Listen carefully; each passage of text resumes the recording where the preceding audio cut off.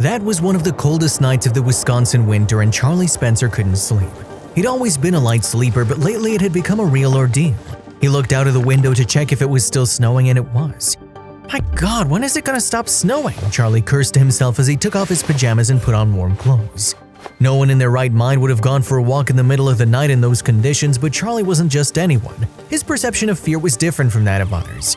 Ever since his mother and grandmother died in a tragic car accident, he'd been completely alone in the world and felt there was nothing else to fear. His loneliness was his refuge, his most faithful companion. He was only 25, but he had lived the kind of life that makes innocence and youth fade quickly. "Little snow won't hurt me, the cold clears the mind," said Charlie, going outside trying to protect his face with the scarf he was wearing. The truth was that the snowfall that year had been heavier than ever in Wisconsin. People had even died. Charlie had spent entire days indoors, alone and with only company of his drawings. Charlie was a comic book illustrator and he didn't need to move to work. And to his way of thinking, he didn't need to communicate with anyone but his editor to survive. Although if he'd been out on the street a bit, it wouldn't have made much difference either. He hardly spoke to anyone. He knew that his neighbors were watching him and whispering behind his back. There were some who were even afraid of him. Last week, he overheard the neighbor in the room tell her 5-year-old daughter not to go near him under any circumstances. And all because he was a boy who didn't talk much. He was very shy, that was all. He wasn't a bad person, he'd just been unlucky. And you don't have to be dark-skinned to be unlucky. Anyone who's ever experienced it knows that. On his evening stroll, Charlie didn't run into anyone, and actually that was a relief. He didn't want any more prying eyes. He just wanted to walk and get lost in the city, even if the cold and snow prevented him from feeling his toes. He walked for several hours. The snow was getting thicker and thicker and he could hardly walk without slipping. But he didn't stop. That night, Charlie felt a strange need to walk and stop at nothing. He walked several more kilometers through the deserted streets, and around 4 o'clock in the morning, he realized he wasn't alone. That night, someone else decided to tempt fate by going out into the street in the storm. At the end of the street, there was someone lying on the ground. In the darkness and snow, Charlie couldn't see clearly who it was or if the person was conscious. He rushed over as fast as he could to check. It was an old woman lying on the ground, her eyes covered in snow. She was shivering and barely noticed that Charlie had reached her. "Ma'am, are you all right? Can you hear me? Are you in pain?" Charles asked insistently, speaking as loudly as he could. "My ankle, I think I twisted it. It was a silly fall. I never fall down, you know. It's this absurd snow that makes people clumsy and fearful." The old woman spoke in a sweet, loving voice and looked at Charlie in the same way. The woman looked exhausted but otherwise seemed fine. Charlie carefully helped her up. She could barely stand. "Don't worry, young man, I'll be fine. You've done enough. I can manage on my own," the sweet old lady told him, smiling sweetly so he wouldn't worry. But Charlie was worried. Looking at that woman brought back many memories, and they were all good ones. In the look of that mysterious and sweet woman, he could find the affection of the woman he'd loved the most in his life, his grandmother. Seeing her there alone, unable to walk in the middle of a snowstorm, made his heart shrink. "No way, ma'am, I'm not leaving. Tell me where you live and I'll take you." "Are you sure? My house is nowhere here. You'll have to carry me for a long time." "I'll gladly do it, don't worry. I'm young and feel an obligation to help you, I really do. Tell me where I'm taking you." "Thank you very much, you're a sweetheart. But first let me tell you my name, it's Molly Brown. If you're gonna walk together in the snow, I think we should at least know each other's names." "You're right, Molly. My name is Charlie Spencer. It's a pleasure to meet you, although I would have liked to meet you under different circumstances." "And why would these circumstances be the wrong ones? Everything that's happening is part of a grand plan that we don't yet understand. If we're here, it's because it was meant to be. And I'm thankful for that, otherwise I would still be lying over there. And if I could have helped her, I tell you that from my heart. Tell me the course, Molly, I'll protect you." The old woman gave him directions and they began to walk slowly in the middle of the night, with hundreds of snowflakes falling on their heads. Charlie looked at her tenderly. This woman was a complete stranger of whom he only knew her name and address, but he felt like he'd known her all his life. It was as if his grandmother had been with him again. The car accident in which his mother and grandma died had left him devastated with no one to turn to when he needed help. And yet now he felt her so close and didn't understand why. On the way back to Molly's house, they kept talking. The old woman was right, her house was quite far away, and even though Charlie could no longer feel his toes or fingers, he could barely feel the tip of his nose. That walk arm in arm from a complete stranger seemed the most warm and comforting thing he'd felt in a long time. Molly turned out to be a fascinating woman, as well as being sweet and understanding. Charlie told her all about himself, which was unusual for him, as he always kept quiet and avoided talking to people. He explained everything he'd lived through in his current way of life, even what he didn't dare to say out loud to himself. Charlie confessed his childhood as a child abused by his father and how his mother and grandmother had to flee with him from a home where pain and fear reigned. Finally, they arrived at the address Molly had given him. It was hardly snowing anymore and the night was winding down, the sun about to rise over the horizon. When Charlie looked up to see where they had arrived, he couldn't believe it. It was a huge, beautiful mansion. The The snow and darkness had kept him from seeing where they were going, but he was sure he'd never been in this part of town before.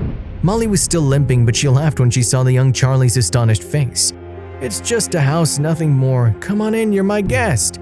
Charlie was caught completely off guard by that invitation. "I won't come in if you don't," Molly said with a mischievous look. Charlie couldn't refuse any longer and went in with her. As he entered, a young woman came running to Molly's aid. The old woman kindly refused her help and sat down on a small sofa near the entrance. "I'm all right, Megan. This nice young man saved me and very kindly brought me here. I fell. You know I like to walk at night, but the treacherous snow got the best of me. I told you not to go out at night by yourself, especially when it's snowing. This woman never stops giving trouble," said the young woman, very annoyed while she checked that Molly was not missing any vital organs and she had all her things. "My heart's still beating if that's what you're worried about, and my wallet, don't look for it. I don't have anything valuable on me. I don't need money to think about how old I am while I'm taking a walk." "You're so stubborn, Granny," she said as she kissed her cheek and held her hands affectionately. "I'll make some tea. Would you like a cup?" She now looked at Charlie, who hadn't said a word since her entrance. "Yes, of course, that would be wonderful," Charlie stammered. Molly's granddaughter Beauty left him speechless. His lack of socializing was becoming more and more noticeable and his palms were getting sweaty. Megan went into what would surely be the kitchen. Left alone, Molly asked Charlie to sit next to her. The old woman looked really exhausted, but her eyes radiated a strange youthfulness. They were full of light. "I'm so sorry for what you've been through, Charlie. No child should have to fear his father, let alone have to defend his mother from him. Fear breaks us inside little by little. It annuls us as human beings. And I'm sure that this shyness of yours, this fear of showing yourself, is nothing more than a regrettable consequence of a truncated childhood." Molly was really touched. Charlie's story left her very affected. "That's right, but I could save myself. I've also been lucky."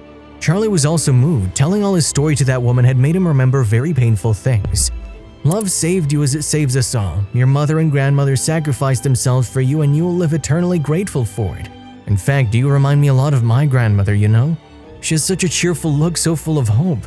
Looking at you has been like having her back with me. And you have it too, Charlie. You just have to stop and look a little better.